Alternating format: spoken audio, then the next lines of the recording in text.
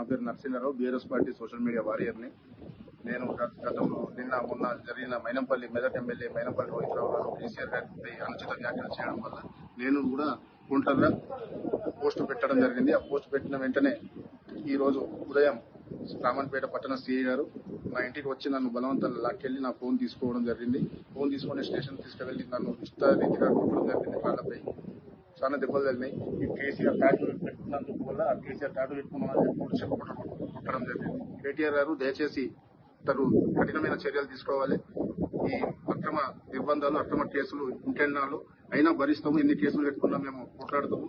భయపడే వ్యక్తులం రాము. హరీష్ రావు గారు దయ తలవాలా, కార్యకర్తలను మీరు దృష్టిలో పెట్టుకోవాలా. ఇలాంటి నిర్బంధాలు, అక్రమ కేసులు, కొట్టడాలు ఏమిటి కేసులు పెట్టుకుంటే పెట్టుకోవాలా.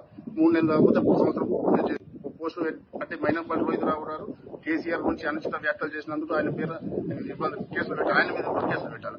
పోస్టులు పెట్టినందుకు నన్ను బలవంతంగా లాక్కెళ్లి కొట్టడం ఏందో నాకైతే అర్థం రావట్లేదు.